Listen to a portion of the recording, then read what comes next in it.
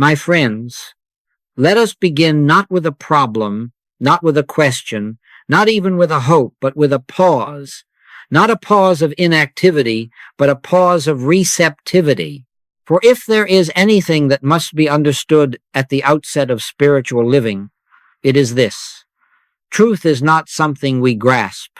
It is something that dawns, and it dawns only in the stillness where the personal sense relaxes its hold. We are not here to improve conditions, to change bodies, to correct circumstances, or even to seek healing. Those are the objectives of the human mind, and the human mind has tried them all, earnestly, sincerely, tirelessly, and yet the problems of the world remain. Today we are not beginning with the appearance, we are beginning with God.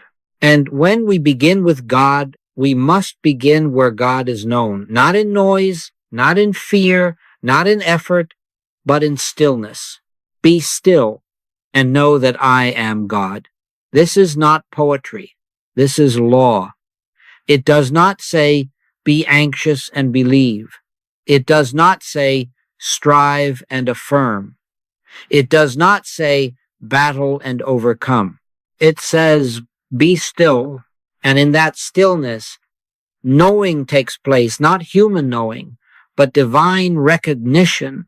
Now I ask you, just for this moment, to lay aside everything you came here with. Lay aside the thought that you are sick or well. Lay aside the thought that you are successful or unsuccessful. Lay aside the thought that you are spiritual or unspiritual. None of these have anything to do with God. And if we are to know God aright, we must temporarily surrender every concept we hold about ourselves. Jesus said, call no man your father upon the earth, for one is your Father which is in heaven. That statement alone dissolves half of human identity. If God is our Father, then the conditions of flesh cannot be our origin. If God is our source, then material history cannot be our cause. If God is our life, then the body cannot be the authority over that life. But these truths cannot be forced upon consciousness. They must be received. And so we begin quietly, gently, without resistance. There is nothing you need to do in this moment. There is nothing you need to think. There is nothing you need to believe harder. There is nothing you need to deny. We are not denying appearances. We are simply refusing to start with them. We are starting with God. The Lord is my shepherd. I shall not want. Notice that this is not a request. It is not a plea. It is not even a declaration of faith. It is a recognition. God is my shepherd. Therefore, the entire burden of life's government is removed from human shoulders.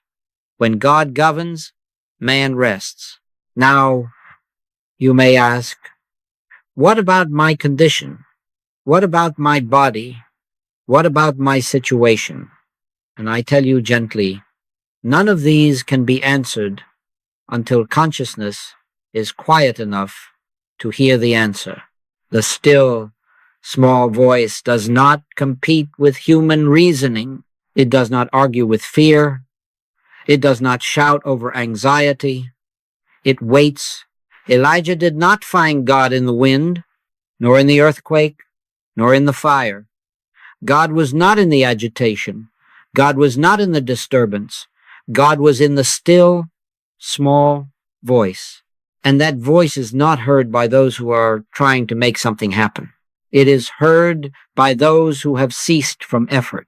So let us, just for a moment, stop trying to understand. Understanding will come, but not now.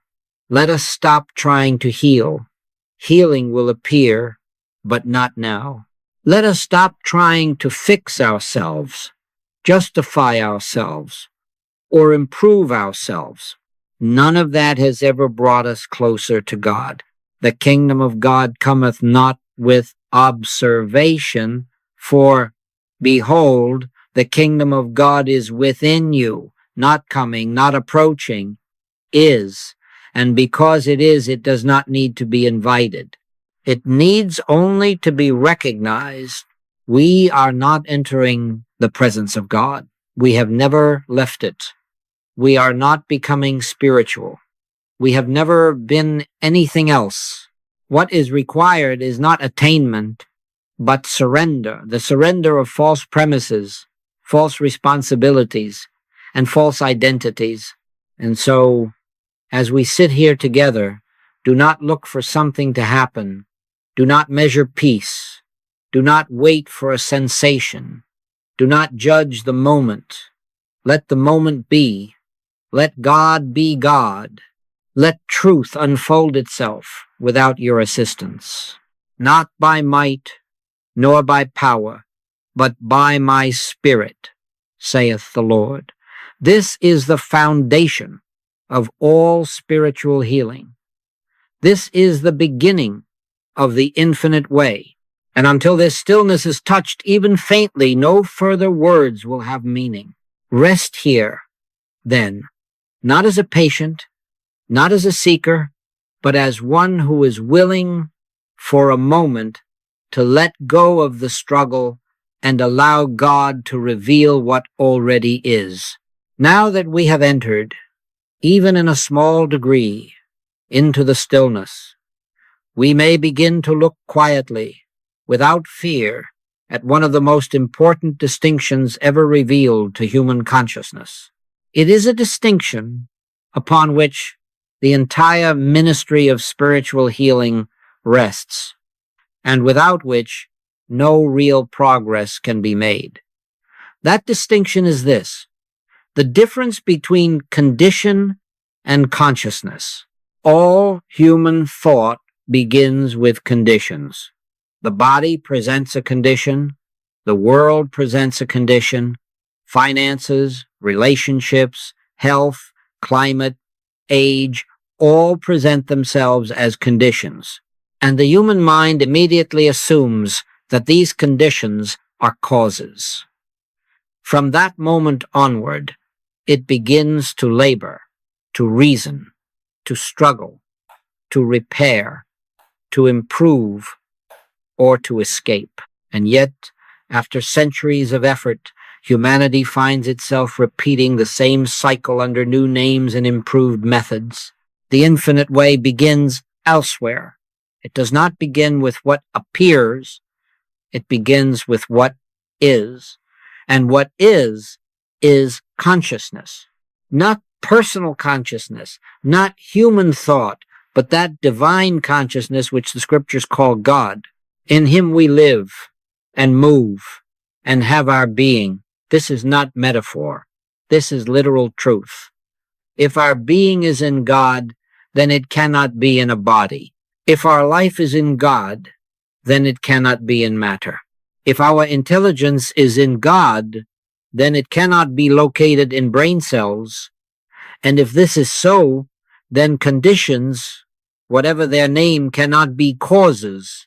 They can only be effects. But here, the human mind resists. It says, I can see the condition, I can feel it, I can measure it, surely it must be real. And to this resistance we bring no argument, no denial, no contradiction. We bring only light. For when light appears, darkness does not need to be fought, it disappears. Jesus never dealt with conditions as causes. He never treated blindness as an eye problem. He never treated paralysis as a nerve problem. He never treated sin as a moral defect. He always addressed consciousness. According to your faith, be it unto you, not according to your body, not according to your history, not according to your diagnosis, but according to consciousness. Now, let us be very clear. This does not mean that consciousness creates conditions. That would still place power in the human realm. Consciousness does not create, it interprets. And as long as consciousness is interpreting life through the lens of material sense, conditions will appear as real, powerful, and frightening. But when consciousness begins to awaken to spiritual reality, those same conditions lose their authority. The flesh profiteth nothing. That is a hard saying to the human mind, but it is the cornerstone of spiritual understanding. Flesh does not profit, because flesh is not cause, it is not origin, it is not law. It is appearance and effect of belief entertained universally and accepted individually. Now, I say this carefully and gently. Your body is not reporting truth to you. It is reporting belief. And belief, no matter how ancient or widespread, is not law. The laws of God are eternal, changeless, and harmonious. They do not suddenly reverse themselves and produce discord. God saw everything that he had made, and behold, it was very good. Not was good once, but is good. Creation is not in a state of decay, only human perception is. And this is why the work before us is not the correction of matter, but the awakening of perception. When you look at a condition and say, "This is my problem," you have already made two errors. First, you have accepted the appearance as real. Second, you have accepted it as personal. The infinite way corrects both errors, not by effort, but by understanding. There is no such thing as my disease, my lack, my fear. These are labels placed upon universal beliefs. And the moment you remove the personal sense, the belief begins to loosen its hold. The moment you see that the condition is not you, you have taken the first step out of bondage. Ye shall know the truth, and the truth shall make you free. Notice again, knowing precedes freedom, not treatment, not struggle, not self-improvement, knowing. And knowing does not mean intellectual agreement. It means recognition, spiritual recognition. We are not here to become better humans. We are here to awaken as spiritual being. And spiritual being does not live under conditions. Spiritual being lives under grace. Grace is not earned. Grace is not deserved. Grace is the natural state of being when consciousness aligns with truth. So we do not ask, how do I change this condition? That question belongs to the human mind. Instead, we gently, quietly turn within and ask nothing at all. We listen. We allow consciousness to be lifted, sometimes imperceptibly, out of the realm of appearances and into the awareness of what eternally is. And as this happens, conditions adjust themselves without effort, not because they are forced to, but because they were never causes to begin with. Seek ye first the kingdom of God and his righteousness, and all these things shall be added unto you. Added, not fought for, added, not repaired, added, not manufactured. When consciousness changes, conditions follow. They have no choice, because they have no power of their own. Let this be enough for now. Do not try to apply it. Do not test it. Do not argue with it. Let it rest in you. Truth does its deepest work when it is allowed to settle quietly, like leaven in the meal. Now we come to a point that has often been misunderstood, sometimes feared, and very often resisted, but without which the entire message of spiritual healing remains incomplete. I speak now of what we call hypnotism, and I ask you, before we go further, to release every personal meaning you have ever attached to that word. We are not speaking of stage hypnotism, nor psychological manipulation, nor anything that one individual does to another. We are speaking of something far more subtle, far more universal, and far more impersonal. Hypnotism in spiritual teaching is simply this: the acceptance of appearances as power, nothing more and nothing less. From the beginning of human history, mankind has lived under a collective belief that the evidence of the senses is reality. What we can see, hear, feel, taste, and touch has been accepted as law. And because this belief has been entertained universally, it has taken on the appearance of authority. It seems to govern life. It seems to determine health, age, strength, decline, and death. But let us be very clear. This is not law, it is belief. And belief, no matter how old, is not truth. Paul tells us plainly, we wrestle not against flesh and blood, but against principalities, against powers, against spiritual wickedness in high places. He is not speaking of evil beings. He is speaking of false beliefs, beliefs so deeply ingrained, so universally accepted, that they appear as law. That is hypnotism.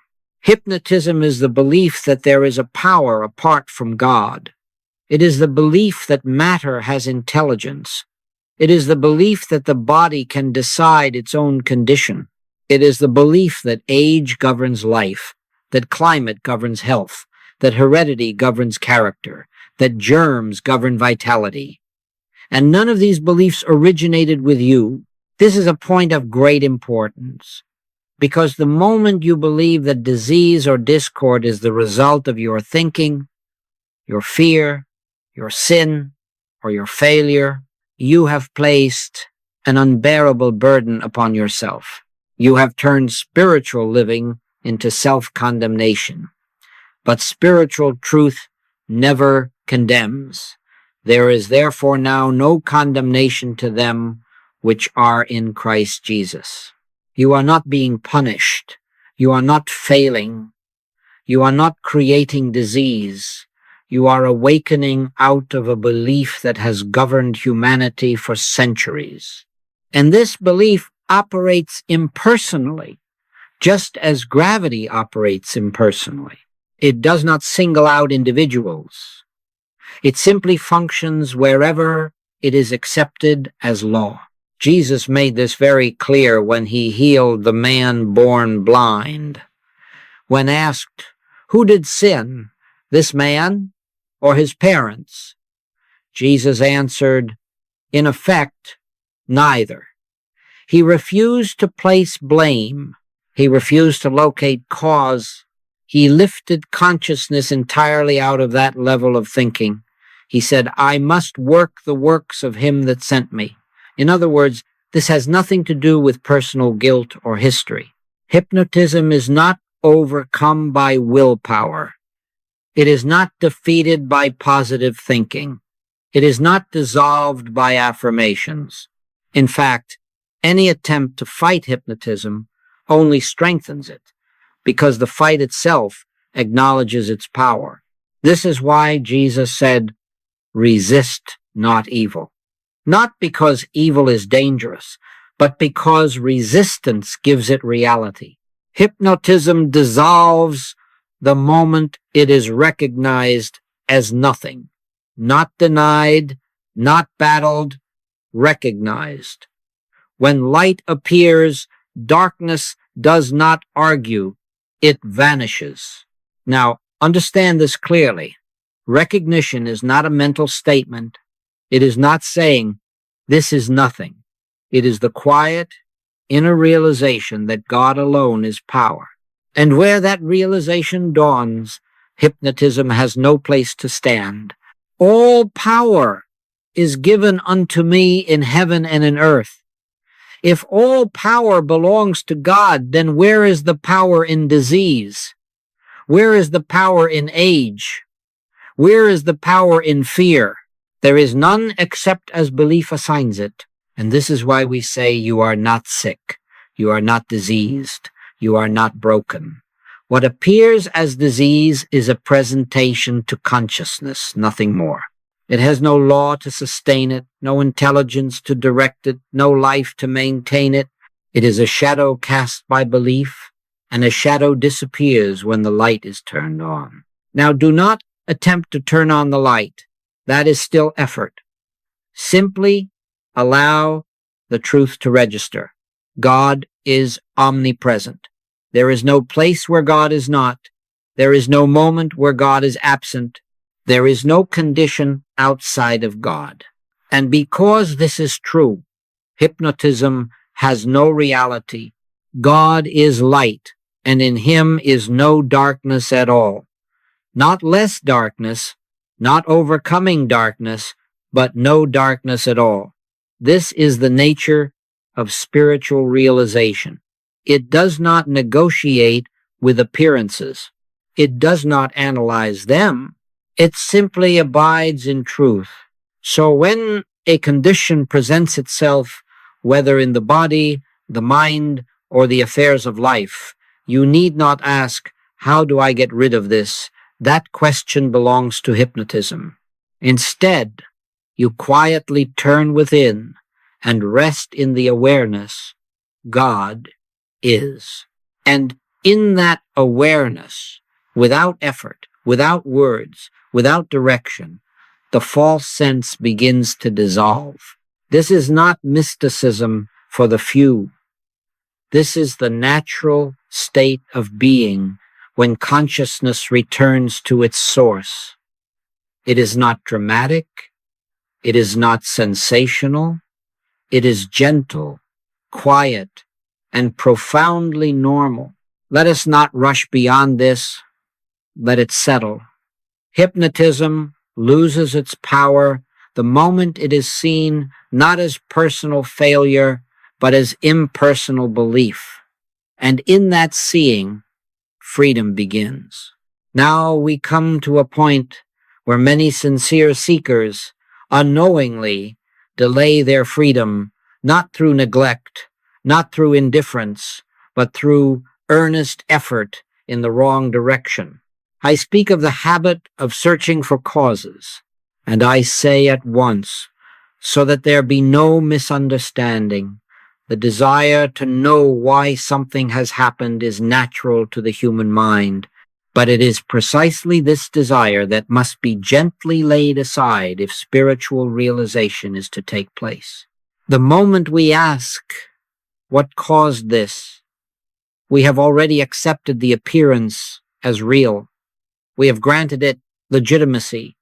We have assumed that it has a history, a law, and a continuity. And having done so, we then attempt to trace it back to some point in the past, perhaps a thought, an emotion, a diet, an accident, a heredity, or even a sin. But all of this activity takes place entirely within the realm of hypnotism. Jesus never searched for causes. Never once did he ask, how long has this been? Never did he inquire into heredity, diet, or mental states. Never did he analyze the past.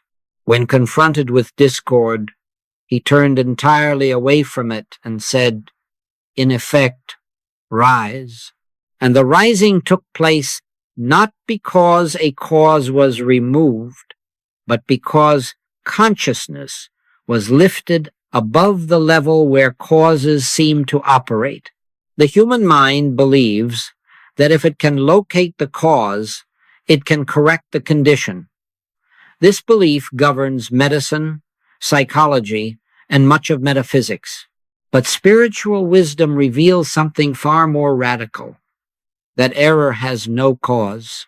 It is not caused by mind, matter, emotion, or circumstance. It is sustained only by belief, belief accepted as law. When you search for causes, you keep attention fixed on the appearance. You keep consciousness anchored in the very realm from which you are seeking release.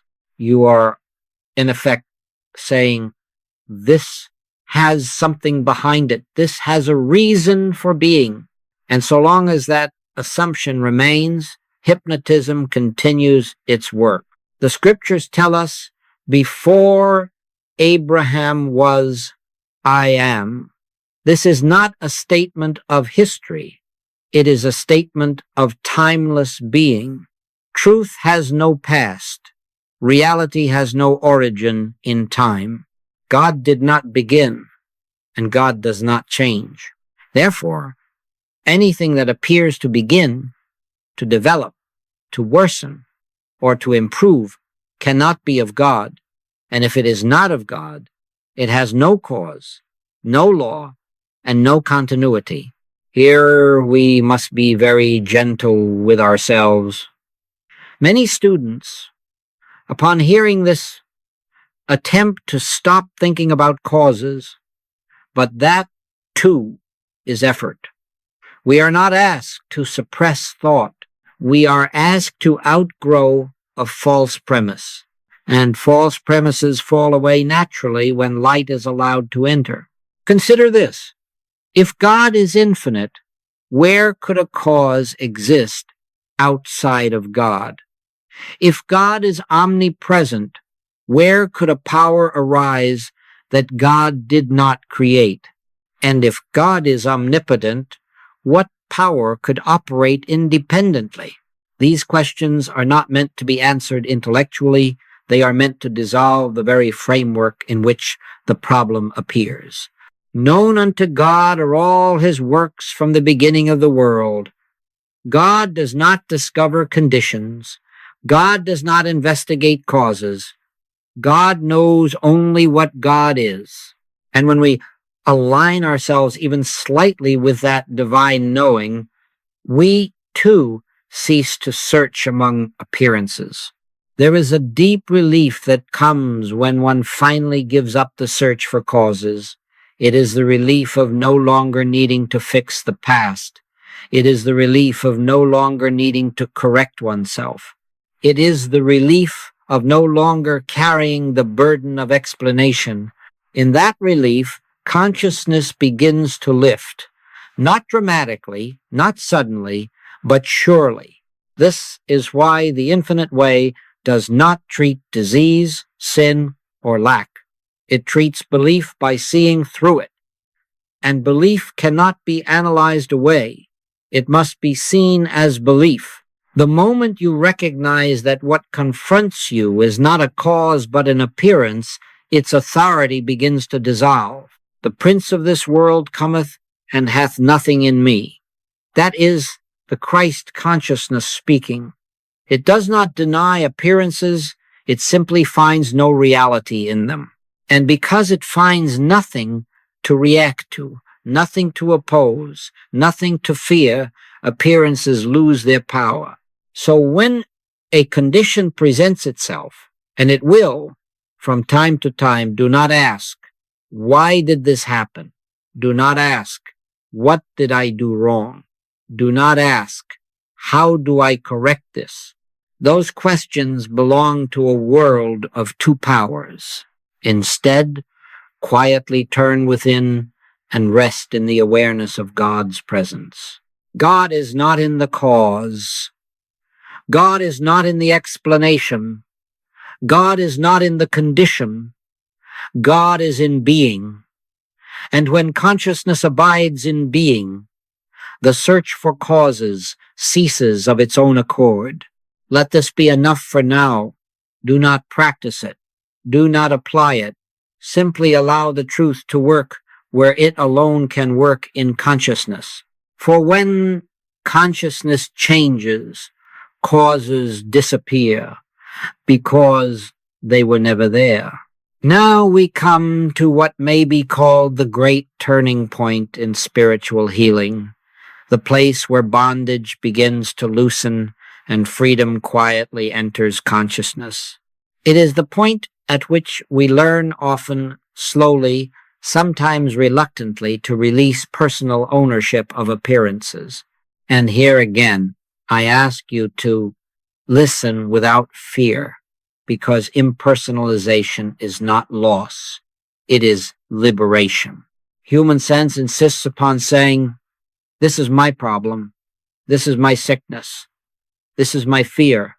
This is my life. And the moment we say my, we have accepted responsibility for something that was never ours to begin with. We have placed ourselves at the center of a universe that was never meant to revolve around personal sense. Jesus never personalized error.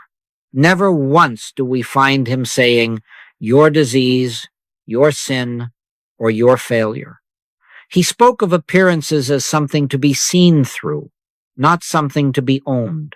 Why callest thou me good? He asked. There is none good but one.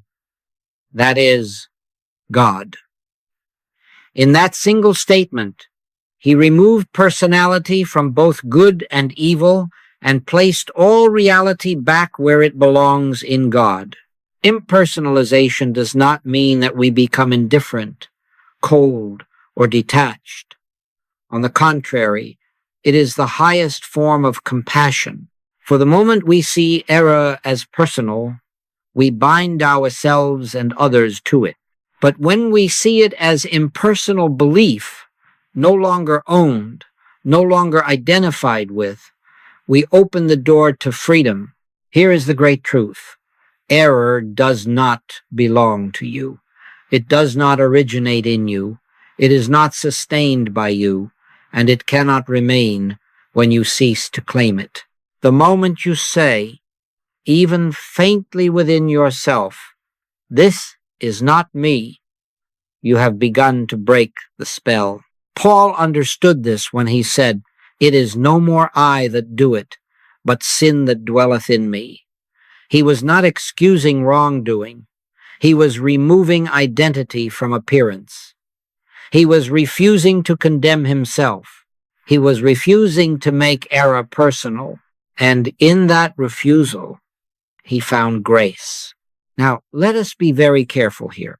Impersonalization is not saying this is someone else's fault. It is not transferring blame. It is removing blame altogether.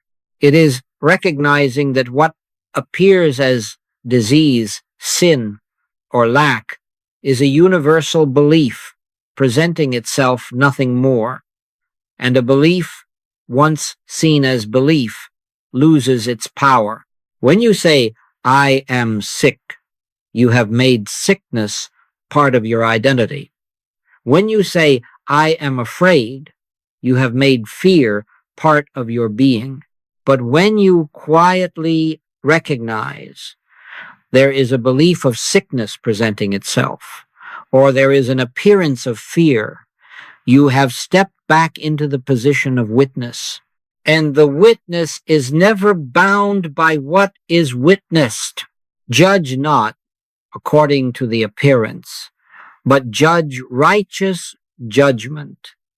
Righteous judgment is not condemnation. It is right seeing. It is seeing that God alone is real, and that anything unlike God cannot have true existence. And the seeing is not mental. It is spiritual. Impersonalization is the activity of Christ consciousness. It is the Christ that says, neither do I condemn thee. Notice that Jesus did not say, you were right, nor did he say, you were wrong. He removed the entire framework of judgment.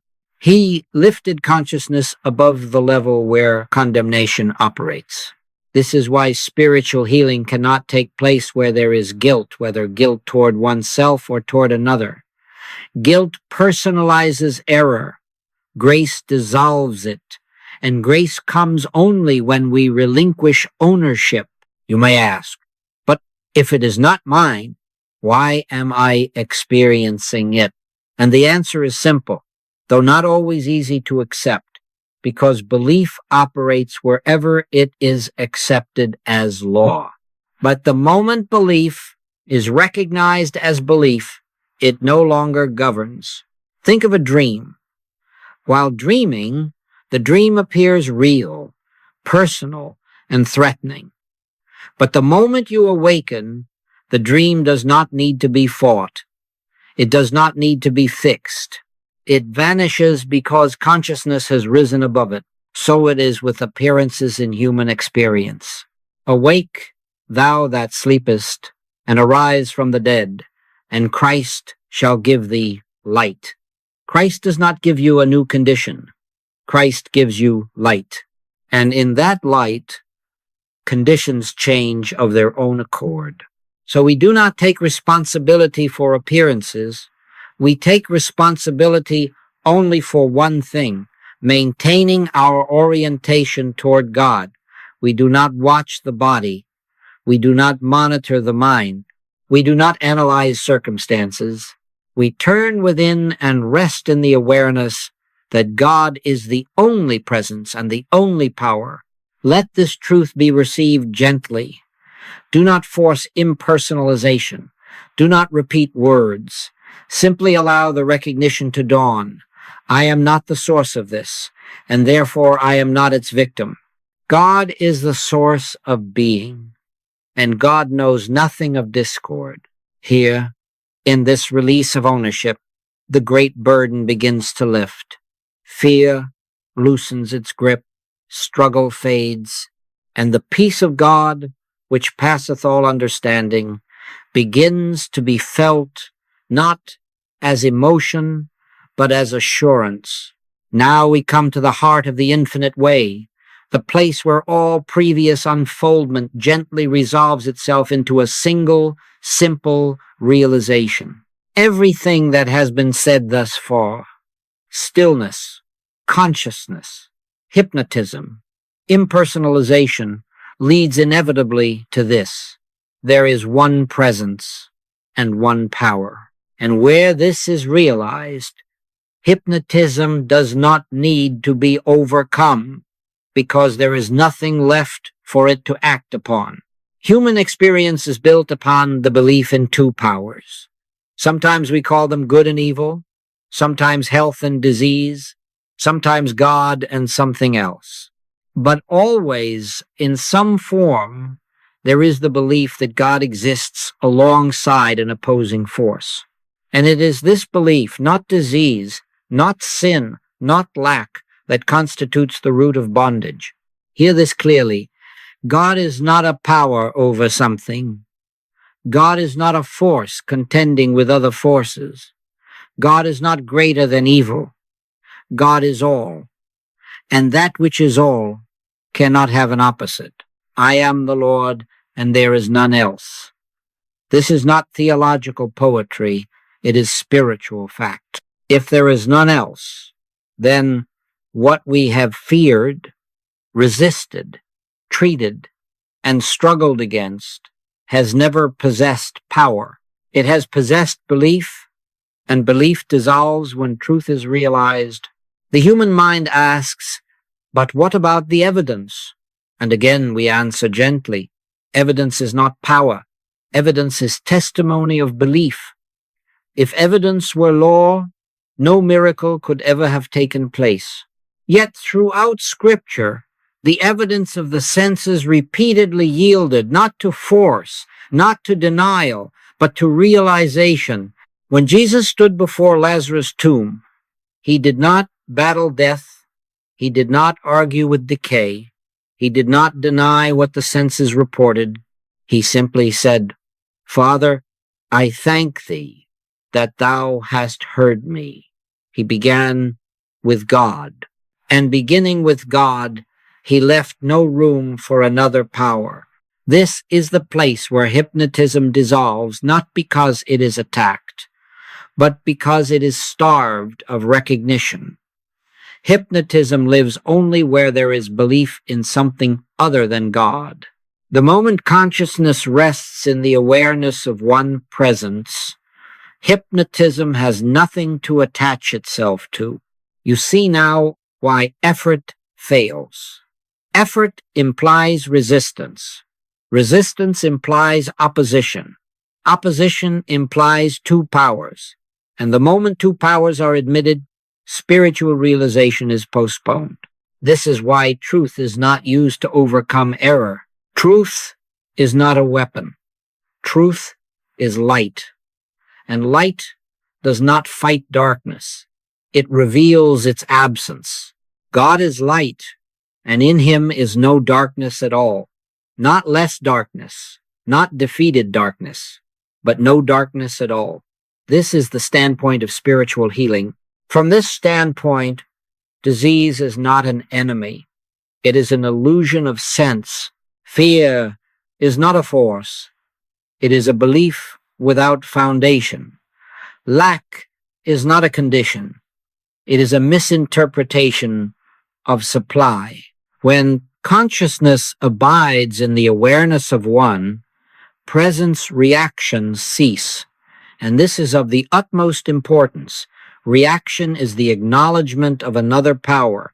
Reaction gives energy to appearances. Reaction sustains the hypnotic spell. But when reaction stops not by discipline, but by realization, appearances lose their vitality. The Lord shall fight for you, and ye shall hold your peace. Notice, hold your peace, not your argument, not your affirmation, not your resistance. Peace is the natural state of consciousness that knows one power. Now let us be very practical. When a claim presents itself, whether as pain, fear, news, or circumstance, do not rush to do something about it. That rush itself is the confession of two powers. Instead, pause, not to think, not to pray for change, but to acknowledge quietly, God is. And if God is, nothing else can be power. This is not something you repeat. It is something you rest in. And resting is not inactivity, it is trust. It is yielding the false responsibility of governing life back to its rightful source. The government shall be upon his shoulder. Not yours, not mine. God governs God's universe. And that universe includes you, not as a vulnerable body, but as spiritual being. As this realization deepens, you will notice something subtle but profound. Fear no longer has urgency. Symptoms no longer demand attention. Problems no longer define the day. Not because they have vanished immediately, but because they have lost authority. They are no longer treated as power. And here is the great secret. The moment appearances lose authority, they begin to fade. Not always instantly, not always dramatically, but surely. For there is no law to sustain them. Once belief withdraws. Remain here. Do not go forward too quickly. This realization cannot be rushed. It must be lived with, rested in, returned to again and again until it becomes natural. One presence, one power, one life, one being. And in that oneness, the spell is broken. Now we arrive at a point where many students, having followed thus far with sincerity and understanding, unconsciously reach for something to do. The human mind is accustomed to practice, to discipline, to methods and formulas. And yet, here we must pause again, because what now unfolds cannot be approached through technique. It is not something you practice. It is something you allow. Turning within is not meditation as the world understands it. It is not concentration. It is not visualization. It is not repeating sacred words. It is not directing thought. All of these still belong to the realm of mind, and mind is not the instrument through which God is known. Be still and know. Not think, not affirm, not declare, know. Knowing is not an activity. It is a state of awareness that comes when activity ceases. To turn within, then, is simply to stop turning without. Most of life is lived outwardly. We look to the body for information. We look to the world for confirmation. We look to others for reassurance. And every time we do this, we reinforce the belief that power, life, and intelligence exist outside of God. Turning within is the quiet withdrawal from this habit. Jesus called it praying in secret. Enter into thy closet, and when thou hast shut thy door, pray to thy Father which is in secret. This closet is not a room, it is consciousness. And shutting the door does not mean excluding the world. It means excluding the belief that the world governs life. Now listen carefully. When you turn within, do not go looking for God. God is not lost. God is not absent.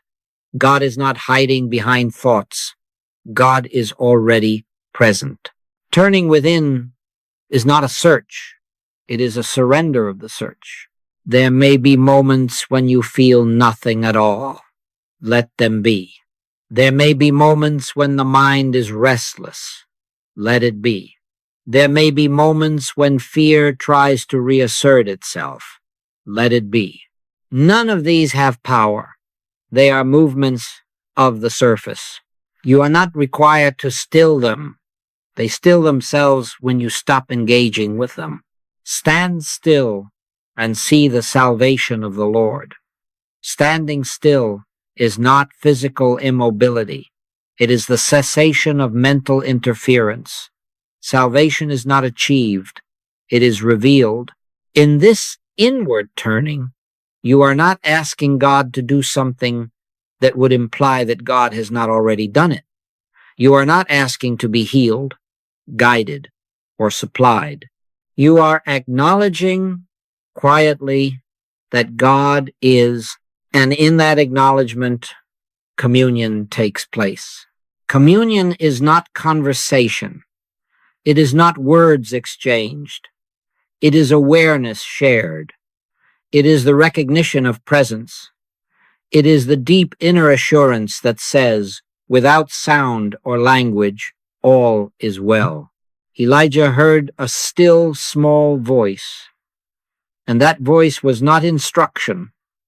It was not explanation. It was presence, and presence needs no explanation. As you rest in this inward turning, whether for a few moments or longer, do not evaluate the experience. Do not say, this is working or this is not working. Evaluation belongs to the mind. Awareness belongs to the soul. Let the experience be what it is. Over time, you may notice that this inward resting begins to carry over into daily life. You react less. You hurry less. You fear less. You do not need to protect yourself as much. Not because you have become strong, but because you have ceased to believe in opposing powers. This is prayer without words. This is meditation without effort. This is worship without form. It is the simple acknowledgement of God as the only presence. Abide in me, and I in you. Abiding is not striving. It is remaining. And you cannot remain in God by effort, any more than you can remain in sunlight by thinking about it. You remain by not leaving. So when you find yourself pulled outward again, as you will, do not condemn yourself. Simply return gently, quietly, without urgency. The return itself is grace. And here, in this turning within, healing does not need to be mentioned. Harmony does not need to be sought. Supply does not need to be requested. These are not separate acts of God. They are the natural outflow of divine presence realized. Remain here as often as you can, not by schedule, not by rule, but by inclination.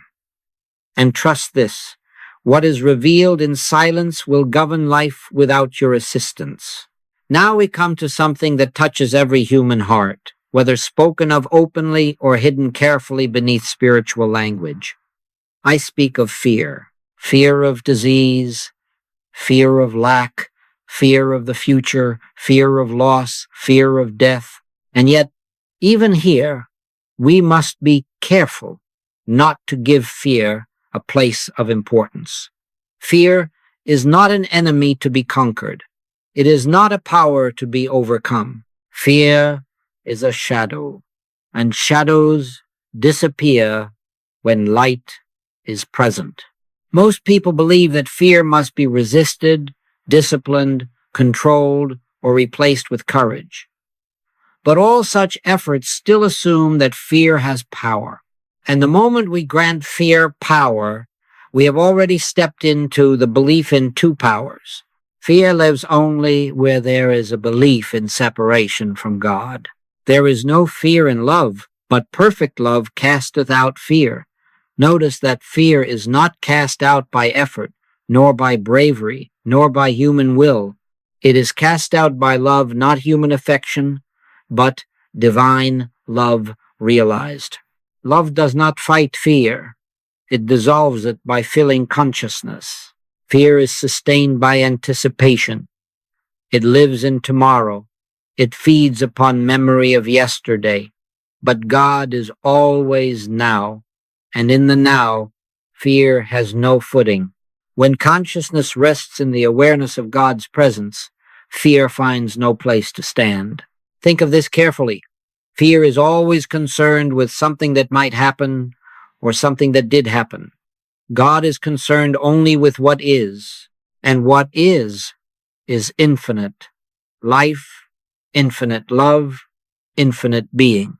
When consciousness abides here, fear is not addressed, it is forgotten. Jesus did not tell his disciples to fight fear. He said, "Take no thought for your life," not because life is unimportant, but because life is already secure in God. Thought here means anxious thought that assumes responsibility for outcomes. And when responsibility is relinquished, fear loses its purpose. Fear also thrives on ownership. My body, my future, my security. But when we have learned, even in a small degree, to say, "The Lord is my shepherd," fear begins to loosen its grip. A shepherd governs. Sheep do not plan their own protection. They follow. And following, in the spiritual sense, is yielding. "Fear not, for I am with thee." God does not say, "Fear not," because nothing can happen. God says, "Fear not, because I am." Presence is the answer to fear, not explanation, not reassurance, not prediction. Presence. Now here is something of great importance. Fear cannot be reasoned away. Reason belongs to the mind, and fear often outlives reason. But fear cannot survive realization. The moment consciousness feels even faintly the presence of God, fear begins to fade. Not always instantly, not always completely, but inevitably. You may notice that when fear is not fought, it does not intensify, it weakens. When fear is observed without reaction, it loses momentum. Reaction feeds fear. Stillness starves it. This is why we do not say, "I must get rid of fear." That very statement keeps fear alive. Instead, we turn within, rest in God, and allow fear to dissolve naturally like mist in the morning sun. "The Lord is my light and my salvation. Whom shall I fear?" Not what shall I fear, but whom. Fear is personified only when we believe in another power. When that belief is gone, fear has no identity. As this understanding deepens, you will find that fear does not dominate your decisions. You may still encounter situations that once frightened you, but they will not govern you. You will feel a quiet assurance, not excitement, not confidence in self, but trust in God. And trust is not something you cultivate. It is something that appears when fear has gone. Let us not hurry beyond this. Fear does not vanish because we wish it to. It vanishes because consciousness no longer supplies it with belief. Remain gently in the awareness of God's presence. Let that presence do what it alone can do. Now we come to a point where many sincere students falter, not because they lack understanding, but because of a habit so ingrained that it seems almost impossible to relinquish. I speak of the habit of watching the body, observing it, checking it, measuring it, waiting for it to report improvement or decline. And yet, until this habit is gently outgrown, spiritual realization remains partial. The body was never intended to be an authority. It was never meant to be consulted for truth. It was never designed to testify to reality. The body is an instrument, nothing more, and an instrument does not govern the musician. Know ye not that your body is the temple of the Holy Ghost? A temple does not determine the activity of God. A temple is the place where God is expressed. And when we understand this, the entire relationship between consciousness and body is transformed. Most people live as though the body were the source of life. They listen to it as though it were intelligence. They obey it as though it were law. But life does not originate in the body, nor is it sustained by it. The flesh profiteth nothing. That does not mean the body is evil or unimportant. It means it has no power of its own. Now let us be very clear. Turning away from watching the body does not mean neglect. It does not mean indifference. It does not mean recklessness. It means refusing to grant the body authority over consciousness. It means no longer asking the body for permission to live in peace. When you continually check the body, is it better? Is it worse? Is it the same? You are still confessing that the body knows something. And the body knows nothing. It reports only what belief has impressed upon it. Jesus never consulted the body. He never waited to see if improvement had taken place. He never returned to check symptoms. He spoke from realization, and then he walked on. Rise, take up thy bed, and walk. And having said this, he did not linger to observe the process. This is difficult for the human mind to accept, because the human mind believes safety lies in vigilance, but spiritual safety lies in trust. Watching the body is not protection, it is surveillance. And surveillance is fear in subtle form. Take no thought for your life, what ye shall eat, or what ye shall drink, nor yet for your body. This does not mean life and body are unimportant. It means they are already under divine government, and what God governs does not require human supervision. Now hear this gently. The more attention you give to the body, the more it demands attention. The less attention you give to it, the more it settles into harmony. This is not because neglect heals, but because belief withdraws its pressure. The body reflects consciousness. When consciousness is at rest, the body follows. You may ask, but how do I stop watching the body? And the answer is, you do not try. Trying only shifts attention back to the body again. You simply begin to live. You go about your day as normally as possible.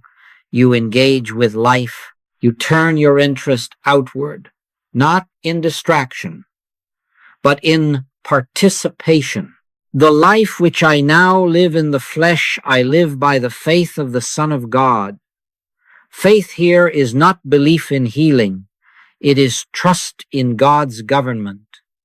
You live by trusting that God is maintaining what God has created. If discomfort presents itself, you do not analyze it. You do not dramatize it. You do not label it. You quietly acknowledge this is not authority. And then you return to whatever is before you, not with indifference, but with assurance. As this becomes natural, you will find that the body occupies less and less of your awareness. It does not dominate thought. It does not define the day. It becomes once again what it was always meant to be, an instrument through which life expresses itself. And here is the great freedom. When the body is no longer watched, it is no longer feared. And when it is no longer feared, it no longer governs. Let us not rush this. Habits dissolve gently. Do not judge yourself if attention returns to the body from time to time. Simply return again to trust. Return again to God. Return again to the awareness that life is not in matter, but in spirit. At this point, it is necessary to correct one of the most subtle misunderstandings that has followed spiritual teaching through the centuries.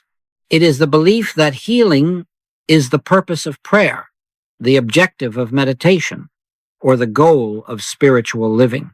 And while healing does occur and does so naturally and beautifully, it is never the aim. Healing is the effect of something far greater. God is not a healer in the human sense. God is life, and life, when unobstructed by belief, expresses itself as harmony. Healing is simply harmony becoming visible where discord seemed to be. When we set out to be healed, we are still starting from the problem. We are still granting reality to the appearance. We are still measuring spiritual success by physical change. And this keeps consciousness tied to effect rather than cause. Jesus never sought healing. He sought the Father. I seek not mine own will, but the will of the Father which hath sent me. The will of the Father is not that disease be removed. It is that divine life be known. When life is known, disease is irrelevant. There is a vast difference between turning to God for healing and turning to God alone. When you turn to God for healing, your attention remains divided. One eye is on God, the other on the condition. But when you turn to God alone, healing has no audience. It occurs without notice. He that seeketh his life shall lose it, and he that loseth his life for my sake shall find it. This is not about physical death. It is about surrendering the personal sense of life, the sense that life must be managed, protected, repaired. When this sense is lost, true life is found. Now, many students worry that if they stop seeking healing, healing will not happen. But the opposite is true. The very act of seeking healing keeps the problem alive. It keeps consciousness engaged with discord. When the desire to be healed dissolves into the desire to know God, the body is freed from the burden of demonstrating wellness. Healing does not require your attention. God does not need your focus on disease in order to remove it. God needs only recognition. And recognition is not concentration, it is awareness. In the early stages of spiritual study, healing may seem dramatic, even miraculous. But as understanding deepens, healing becomes quieter, more incidental. It is no longer an event, it is a state of being. Harmony becomes normal. Discord becomes foreign. This is why advanced students often experience fewer dramatic healings, not because less is happening, but because less is noticed. Life flows more smoothly. Problems dissolve before they are named. Needs are met before they are felt. Before they call, I will answer. This does not mean God anticipates requests. It means God is already functioning as fulfillment. There is no gap between need and supply when consciousness abides in God. If you find yourself tempted to measure your progress by physical improvement, gently release that habit. Measurement belongs to the human mind. Spiritual realization does not announce itself through symptoms. It announces itself through peace, and peace is the true sign of healing. Not excitement, not relief, not celebration, peace. Let healing take care of itself. Let the body take care of itself. Let the world take care of itself. Your work is singular, to abide in God. Seek ye first the kingdom of God and his righteousness, and all these things shall be added unto you. Added, not achieved, not earned, not forced. Added naturally, quietly, effortlessly. When healing is no longer your goal, you will discover that you are whole. Now we come to the most delicate point of all, and perhaps the one where even seasoned students may unknowingly slip. Having tasted grace, having experienced moments of peace, clarity, or release, there is a subtle temptation to maintain them. And the moment we attempt to maintain grace, grace has already departed, not because it has withdrawn, but because effort has returned. Grace is not something you hold on to. Grace is something you live in when you are no longer holding on to anything at all. Paul tells us, by grace are ye saved through faith, and that not of yourselves. It is the gift of God. A gift cannot be earned. It cannot be preserved by vigilance. It can only be received and continually received by non-resistance. Effort always begins with the belief that something can be lost. Grace rests in the understanding that nothing real can be taken away. My peace I give unto you, not as the world giveth, give I unto you. The world gives conditionally, God gives eternally. You may notice, as time goes on, that moments arise when peace seems distant again, when effort sneaks back in under the guise of responsibility or discipline. Do not be disturbed by this. Awareness is not linear. Growth is not measured by constancy of experience, but by depth of understanding. When effort returns, do not fight it. Fighting effort is effort. Simply notice it and gently let it go. Say within yourself, not as an affirmation, but as a yielding Father, thy grace is sufficient. And then rest. Grace does not require guarding. Grace governs itself. The spiritual life is not a tightrope walk where one misstep sends us falling. It is a river. Sometimes the current is felt strongly. Sometimes it seems still. But the river does not stop flowing because it is unseen. The steps of a good man are ordered by the Lord. Ordered, not planned, not controlled. When grace governs, life unfolds naturally. Decisions are made without strain. Guidance appears without seeking. Right action happens without anxiety. If you attempt to live spiritually by constant awareness of spirituality, you will tire. But if you allow spirituality to live, your effort ceases. You are not required to remember God every moment. God remembers you, casting all your care upon him, for he careth for you. This is not poetry. It is a literal instruction. Care is weight. Cast it off.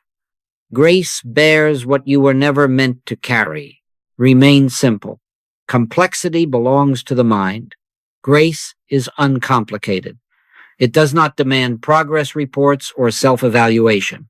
It simply is. When life is lived from grace, something very quiet yet very profound takes place. The sense of personal authorship fades. You no longer feel that you are making life happen. Life happens through you. I live, yet not I, but Christ liveth in me. This is not metaphor. It is an actual state of consciousness. Life ceases to feel burdensome because it is no longer personal. You may still work, you may still plan, you may still act, but action is no longer driven by fear or ambition.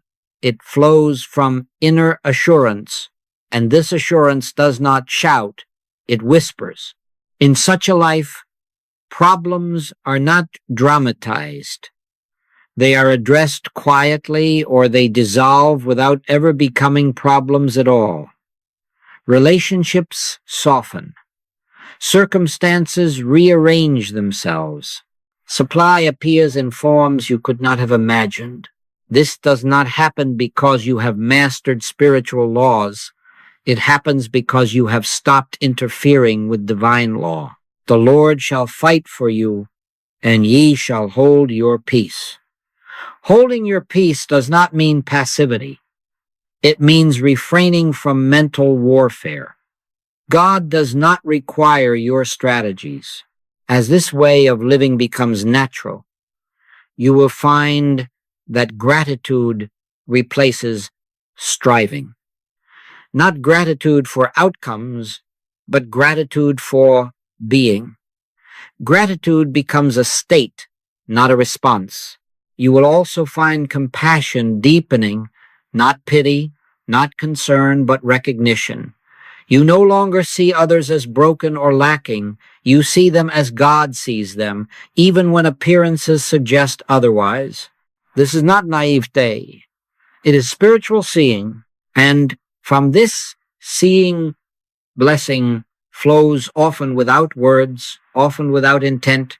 Your very presence becomes healing, not because you try to heal, but because you are no longer obstructing the presence that heals. We come now to the place where words themselves grow thin. There is nothing new to be learned here, only something to be surrendered. Jesus' final words from the cross were not a cry of defeat. They were a statement of completion. It is finished. Not I am finished, but it is. The struggle, the effort, the belief in separation. Every spiritual journey leads here not to achievement, but to release. You are not required to perfect yourself. You are not required to overcome your past. You are not required to fix your future. You are required only to yield the belief that you were ever separate from God. The kingdom of God is at hand, not approaching, not developing, at hand. In this yielding, prayer ceases to be something you do and becomes something you are. Life ceases to be something you manage and becomes something you witness. Healing ceases to be something you seek and becomes something you allow. Rest here, not as an ending, but as a dwelling place. The Lord is my shepherd. I shall not want. Let that be enough.